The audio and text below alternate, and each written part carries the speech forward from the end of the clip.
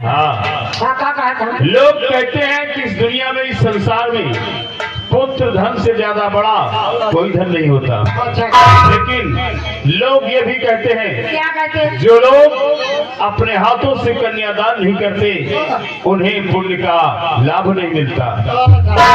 आज भगवान ने हमें बेटा नहीं दिया तो क्या हुआ, एक सुंदर सुशील गुणवान पुत्री दिया है। यही क्या हमारे लिए कम है? अगर हम अपनी बेटी की परवरिश बेटे जैसे करेंगे तो एक दिन हमारी बेटी हमारा नाम रोशन करेगी। पाली, आज उस मालिक का मैं शुक्रगुजार हूँ जिसने हमें एक सुंदर सी पुत्री दिया है।